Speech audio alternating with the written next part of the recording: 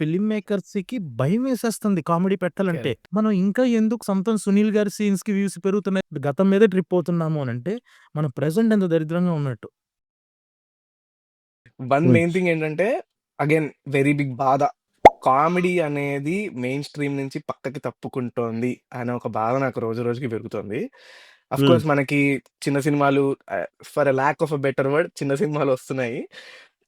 బావుంటున్నాయి. We are enjoying గానీ, మన biggest strength of Telugu film industry ఏంటంటే, మనకున్న ప్రతి హీరో, ప్రతి మెయిన్ క్యారెక్టర్, ప్రతి లీడ్ యాక్టర్ టైమింగ్ బ్రహ్మాండంగుంటది. దాన్ని మనము లార్జర్ థాన్ లైఫ్ స్టోరీస్‌లో వాళ్ళని పెట్టి of course we are taking them to next level గానీ, వాళ్ళ ఈ సైడ్ మనం చూడడం మానేసాము. 'రాజమౌళి' గారి సినిమాల్లో ఇన్ జనరల్ కామెడీ తక్కువే ఉంటుంది.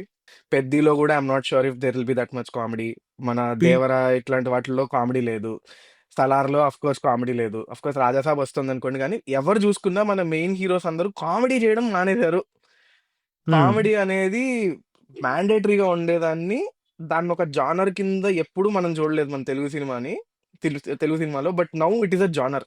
అరె! ఒక కామెడీ సినిమా వస్తోంది అని ఎళ్ళేవాళ్ళు. ఇదివరకు మనకి 'దూకుడొచ్చిందంటే' ఇట్స్ ఎ సినిమా.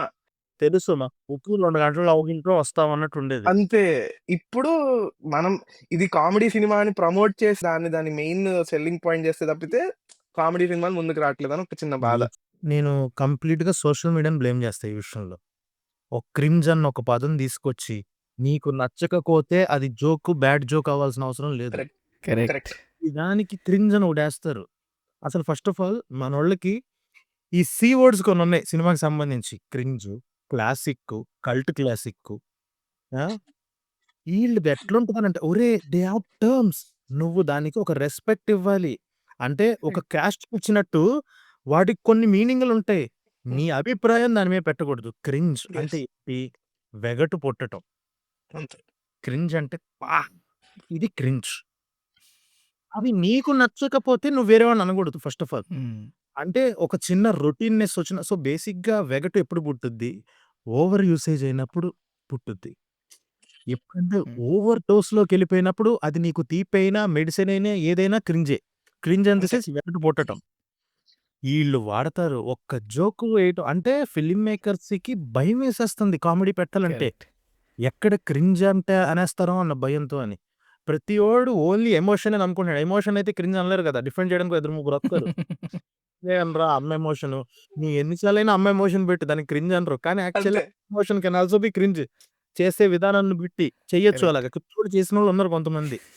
బట్ ఏంటంటే కామెడీని క్రింజ్, క్రింజ్, క్రింజ్ అని చెప్పేసి సగం మంది ఫిల్మ్ మేకర్స్ మైండ్‌లో భయాన్ని యేసేశారు. కరెక్ట్. కరెక్ట్. That's true. నేను చెప్పిందే నేను నమ్ముకున్నది సినిమా. నేననుకున్నదే చేస్తాను అని నమ్మినోళ్ళందరూ సక్సెస్ అయ్యారు. హ్మ్. అది matter. Correct. So, first of all సగం మంది ప్రతివోడు మాట్లాడేయటం వల్ల ఈ క్రింజ్ అన్నది క్లాసిక్ అంది. క్లాసిక్ అంటే ఏంటంటే a film that defined a template. Hmm. తర్వాత ఒకేసారి అంటే మనకి ఒకానొక టైంలో 'నువ్వు నేను' అనే సినిమా వచ్చిన తర్వాత ఎన్ని కాలేజ్ సినిమాలొచ్చాయి. అవును. ఒక 'అర్జున్ రెడ్డి' అనేవాళ్ళు ఎంతమంది ఫిల్మ్ మేకర్‌లను పుట్టిచ్చింది. అందరూ ప్రతి ఒక్కళ్ళు ఈయన చేశారు. సో, వీటిని క్లాసిక్స్ అంటారు.